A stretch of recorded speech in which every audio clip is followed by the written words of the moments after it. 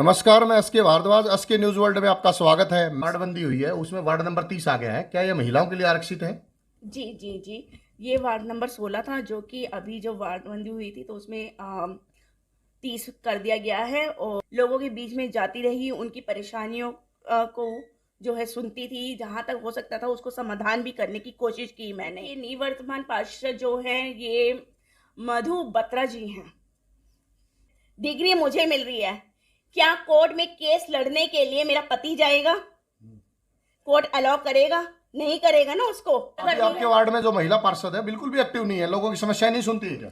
देखिए, उनको ज्यादातर जो देखा गया है साल में एक आधी बार देखा जाता है रिबन काटने के लिए या झंडा फहराने के टाइम पे, बस। अर्जुन नगर है, मदनपुरी है, ज्योति पार्क है, नेहरू लेन है, विजय पार्क है, और जो नई वार्डबंदी हुई है उसके अनुसार रामनगर के एरिया। देखिए, समस्या उत्पन्न होती है तो उसका समाधान भी होता है, तो उस समाधान को जल्द से जल्द, ठीक है, प्रयास करके किया जाएगा। देखिए, हम ना ही तो ज़्यादा खर्च करने वाले हैं, ठीक है, ना ही लोगों को बांटने वाले हैं। हम जनता के साथ खड़े हैं। संस्कार देने के लिए भी एक दिन में 2 दिन में संस्कार नहीं दिए जाते हैं बच्चे को कि हाँ भी बच्चा जवान हुआ तब उसको समझा दिया। उसको शुरू से ही महत्व बताना होता है। हमारी जो पार्टी है उनके शीर्ष नेताओं ने इंडिया अलायंस के साथ, कांग्रेस के साथ गठबंधन किया है। प्रधानमंत्री जी महंगाई का मां बोलने के लिए तैयार नहीं है, मां बोलने के लिए तैयार नहीं है। क्या आज प्रधानमंत्री जी कहीं जाते हैं तो महंगाई का मां बोलते हैं? हरियाणा से पहली लोकसभा सीट होगी अगर आप जीतते हैं तो। बिल्कुल बिल्कुल। और जोर शोर के साथ उन्होंने अपना प्रचार प्रसार शुरू कर दिया है। लोग उनको पूरी तरह से समर्थन भी दे रहे हैं। नमस्कार, मैं SK Bhardwaj. SK news world में आपका स्वागत है। मैं हूं इस समय गुड़गांव में और मेरे साथ है अंजलि राही जी, जो आम आदमी पार्टी की नेता है, महिला की उपाध्यक्ष है, जिला उपाध्यक्ष, और ये समाजसेवी भी हैं। वार्ड नंबर 30 से ये नगर निगम में चुनाव लड़ने की तैयारी कर रही है। आइए इनसे थोड़ी बातचीत करते हैं इनकी राजनीतिक यात्रा के बारे में और कैसा इनका सफर रहा है। मैम नमस्कार। नमस्कार भारद्वाज जी। मैम, आपका वार्ड कौन सा है, फिलहाल कौन सा वार्ड है, और अभी जो वार्ड बंदी हुई है उसमें वार्ड नंबर 30 आ गया है। क्या ये महिलाओं के लिए आरक्षित है? जी जी जी। ये वार्ड नंबर 16 था, जो कि अभी जो वार्डबंदी हुई थी तो उसमें 30 कर दिया गया है। और इसमें जो है इसको जो वो है महिला आरक्षित कर दिया गया है। जी। आप कब राजनीति में आपकी एंट्री हुई और उसकी थोड़ी सी राजनीतिक यात्रा के बारे में दर्शकों को बताइए आप। देखिए, आम आदमी पार्टी मेरी पहली पार्टी है और इस पार्टी की जो है मुझे 2-2.5 साल हो गए इस पार्टी के साथ जुड़े हुए। इस पार्टी की जो शिक्षा और स्वास्थ्य की नीतियां हैं, लोगों को सुरक्षा प्रदान करना, लोगों की जो है मूलभूत सुविधाओं की बात करना, इसके साथ जुड़ते हुए मैंने जो है इस पार्टी को चुना। इससे पहले जो है as a social worker, as a independently मैं काम कर रही हूँ और करती रहूंगी आगे भी। जी। तो आपका जो ये सामाजिक कार्य है, आपने अभी तक क्या क्या कार्य किए हैं और किन कार्यों में आप भाग लेती हो, थोड़ा बताइए। देखिए, जहाँ पर भी लोगों की समस्याएं आती हैं, कोरोना के अंदर बहुत सारी समस्याएं थी। एक तो एरिया को सैनिटाइज करने की थी, तो वो मैं करती रही। लोगों के बीच में जाती रही, उनकी परेशानियों को जो है सुनती थी, जहाँ तक हो सकता था उसको समाधान भी करने की कोशिश की मैंने। और साथ ही साथ कहीं पर भी कहीं दिक्कत आई राशन की या खाने की, तो उन सुविधाओं के लिए भी मैं आगे आई। बच्चों के एजुकेशन के लिए भी करती रही। जी। हाँ जी जी, बताइए। और जो वार्ड की समस्या है, वार्ड की जो समस्याएं होती हैं आपको मालूम ही है मैं कि उसी अगला सवाल मेरा यही है कि अच्छा। आपके वार्ड की समस्याएं क्या क्या है और क्या आप उनमें सहयोग करती है, और वर्तमान में पार्षद कौन है वहां से? देखिए, निवर्तमान पार्षद जो है ये मधु बत्रा जी हैं। तो महिला वार्ड है, लेकिन जो है उनके पति जो हैं यशपाल बत्रा जी, वो अग्रसर रहते हैं। उनको जो है ज़्यादा हम लोगों ने राजनीति में नहीं देखा, महिला वार्ड होने पर भी। तो और क्या कारण है, महिलाएं जब जीत चुन के आ जाती है, जीत के आ जाती है, ये लोकतंत्र की हमारी खूबसूरती है कि महिलाएं आगे आ रही है, चुनाव लड़ रही है और जीत भी रही है, लेकिन उसके बाद महिला घर पे रह जाती है, दुपट्टा उठ के बैठ जाती है, कोई काम नहीं करती है, बाहर नहीं जाती है, नेताओं के साथ नहीं जाती है, तो उसका रीजन क्या है? देखिए, हर महिला, हर व्यक्ति में, आप भी हैं, आपको जिस तरह से मीडिया का शौक है, अगर आपको कहे कि आप किसी और लाइन फील्ड को चुन लें तो आप चुन सकते हैं, नहीं कर सकते ना। जी। तो इसी तरह से हर किसी का शौक होता है कि मुझे जो है क्या करना है, मेरी एबिलिटी क्या है। अब कोई सत्ता में रहने के लिए, अब सत्ता में रहना है, कुर्सी पे बैठने का शौक है, तो उसके लिए अगर आपने अपने घर की महिला आरक्षित हो गई है तो अपनी घर की किसी महिला को आगे कर दिया, उस पर दबाव डाल के या किसी भी तरह से प्यार से मनाकर किसी भी तरह से, अब कसूर किसका है? परिवार का कसूर है। और दूसरी चीज सरकार का कसूर है। केंद्र सरकार, मोदी सरकार जो बोलती है कि हम जो है महिलाओं को आगे लेके आएंगे, महिलाओं के लिए ये करेंगे, तो अगर आप लोग देखते हैं कि जो महिला नहीं एक्टिव है तो तुम लोग हटा क्यों नहीं देते हैं? जिस तरह से मैंने अभी 2-3 महीने पहले देखा था कि सरपंच के जो इलेक्शंस हुए थे तो वहां पे भी महिला सरपंच नियुक्त की गई थी, तो वो महिला सरपंच जो हैं उनकी जगह पे, महिला सरपंच की जगह पे उनके जो है किसी के पति, किसी के ससुर, कोई ना कोई पुरुष पहुंचे थे, तो वहां पे जो है उन लोगों को जो है रद्द कर दिया गया था। तो ऐसे ही क्यों नहीं करते हैं? आप एक बात बताइए, आज कोई एग्जाम होता है, वकील बनना है, मुझे लॉयर बनना है, पेपर मैं दे के आ रही हूँ, ठीक है, डिग्री मुझे मिल रही है, क्या कोर्ट में केस लड़ने के लिए मेरा पति जाएगा? कोर्ट अलाउ करेगा? नहीं करेगा ना उसको। तो ऐसे ही राजनीति में सरकार क्यों अलाउ कर रही है? चुनाव आयोग क्यों अलाउ कर रहा है? बिल्कुल, ये चिंताजनक बात है ये, और लोकतंत्र के लिए गंभीर विषय उठा रही है आप। लोकतंत्र की हत्या है इस तरह से, तो ये लोकतंत्र की हत्या की जा रही है। लोगों ने चुना कि हाँ भी हम एक ऐसी महिला को चुनना चाहते हैं जो हमारे बीच में रहे, हम लोग उसके साथ अपने सुख दुख साझा कर सके, क्योंकि वार्ड की जनता, अभी आपके वार्ड में जो महिला पार्षद है बिल्कुल भी एक्टिव नहीं है, लोगों की समस्या नहीं सुनती है क्या? देखिए, उनको ज्यादातर जो देखा गया है, साल में एक आधी बार देखा जाता है रिबन काटने के लिए या झंडा फहराने के टाइम पे, बस वो भी 5-10 मिनट के लिए जाती हैं, गाड़ी से उतरी, बस झंडा फहराया, हाय लोग चली गई। बाकी फील्ड में यशपाल जी दिखते हैं, कभी दिखते हैं, वो भी यानी ऑफिस में बैठे होते हैं। यानी फील्ड में ज्यादा नहीं आते, तो अभी देखिए तभी तो समस्या है ना, गंभीर समस्या है। क्या वार्ड की समस्या जो है? समस्या है, वार्ड की जो समस्या है, हमेशा जो है सीवर ओवरफ्लो रहता है, गलियां टूटी पड़ी हैं, पानी की समस्या आज भी, अगर आपको जो है टैंकर मंगवाने पड़ रहे हैं, इधर उधर से पानी का अरेंज करना पड़ रहा है, बाल्टियां भर के लेके जाने पड़ रही है, तो ये तो कहेंगे कि गांव से भी बदतर स्थिति है। महिलाएं जो हैं पेंशन के लिए परेशान कौन सा इलाका आपके उसमें वार्ड में आता है, उस नाम लेके बताइए आप। अर्जुन नगर है, मदनपुरी है, ज्योति पार्क है, नेहरू लेन है, विजय पार्क है, और जो नई वार्डबंदी हुई है उसके अनुसार रामनगर का एरिया भी है।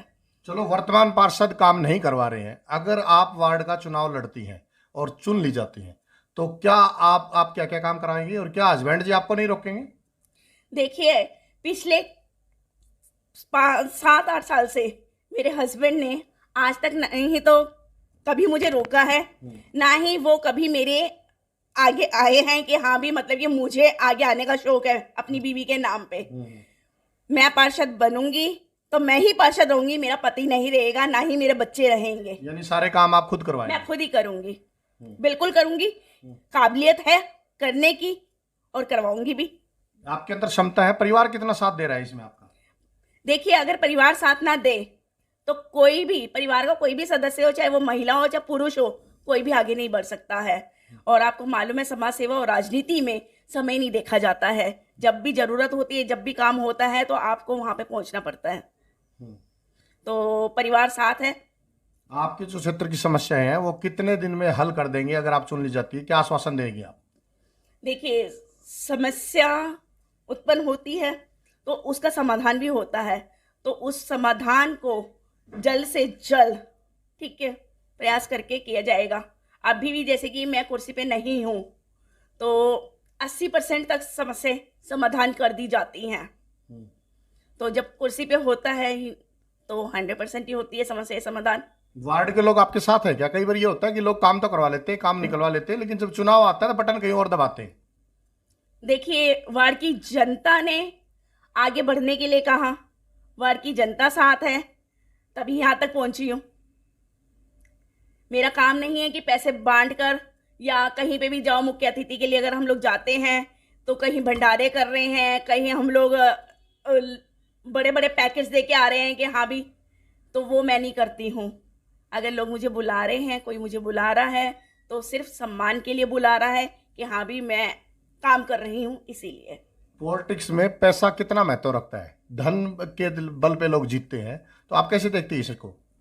देखिए, जो लोग राजनीति में बिजनेस करने के उद्देश्य से आते हैं, तो उनके लिए धन मायने रखता है। और आपका क्या उद्देश्य है? मेरा उद्देश्य काम करना है, काम करने के लिए आ रही हूँ, काम करूंगी, काम कर रही थी, काम कर रही हूँ, करती रहूंगी। तो उस उद्देश्य से आ रही हूँ, लोग पसंद कर रहे हैं। क्योंकि नेताओं का रंग तो नहीं चढ़ेगा आपको? देखिए, अभी तक तो चढ़ा नहीं है और आगे भी नहीं चढ़ेगा। जीतने के बाद खुमारी आ जाती है? नहीं, बिल्कुल भी नहीं। आप जैसे हैं वैसे रहिए, लोगों का प्यार मिलता रहेगा, आगे बढ़ते रहेंगे। तो कहीं ऐसा तो नहीं है चुनाव में जो एक्सपेंसेस करेंगी, खर्च करेगी लोगों की आशाओं पूरी करने के लिए, अपने खुद के सपने पूरे करने के लिए, आप राजनीति को साधन बना ले पैसा वसूलने के लिए? देखिए, हम ना ही तो ज़्यादा खर्च करने वाले हैं, ठीक है, ना ही लोगों को बांटने वाले हैं। हम जनता के साथ खड़े हैं, काम करने के लिए खड़े हैं।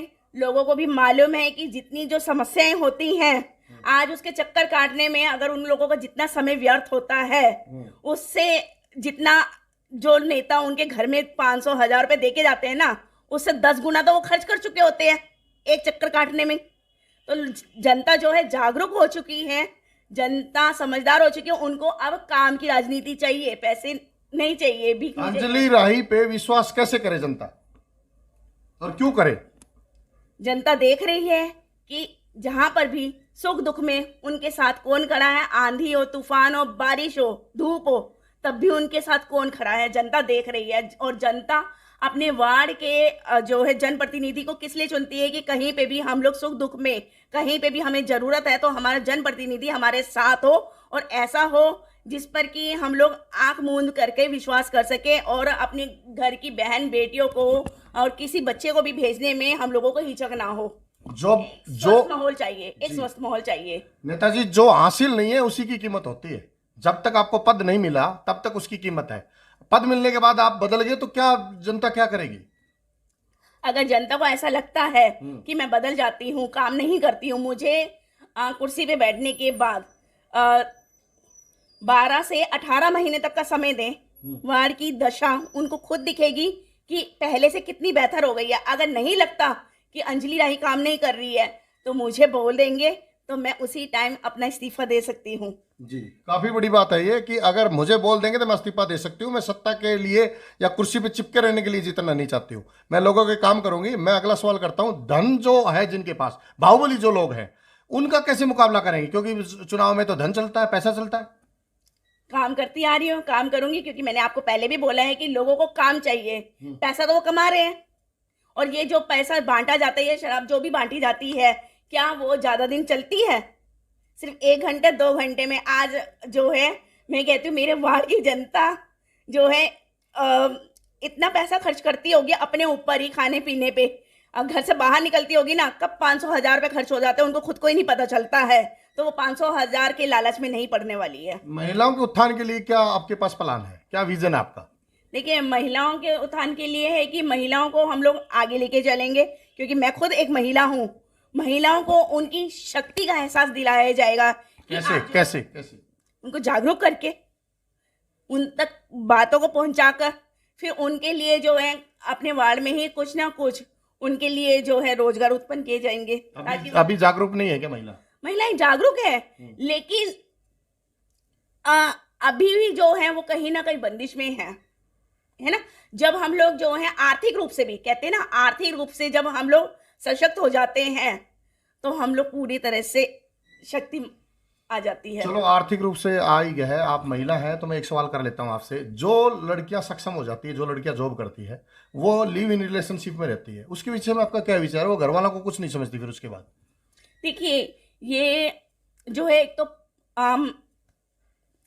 पर्सनल मैटर हो जाता है, पहली चीज, ठीक है। समाज के लिए कितना सही है? समाज के लिए देखा जाए तो मैं कहूंगी कि बेटियों को, मतलब बेटी या बेटों को भी सोचना चाहिए। हम लोग रिलेशंस में तो पड़ जाते हैं, लेकिन वो क्या लॉन्ग टर्म चलेगा रिलेशन हमारा?